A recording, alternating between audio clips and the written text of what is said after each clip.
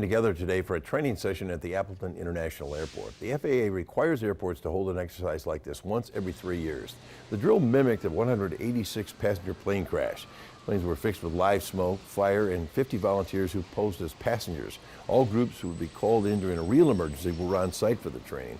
Airport Director Abe Weber says running the drill every 3 years allows every department to improve their response in case of an actual emergency.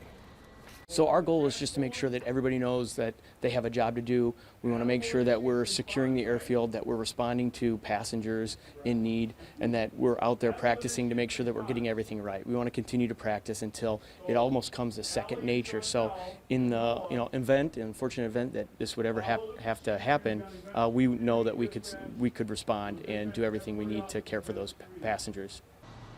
Over 20 organizations participated in the training exercise. Weber said the drill is just one method of training. Now he and other staff members will have meetings to discuss how to further correct any mistakes that happened during the exercise.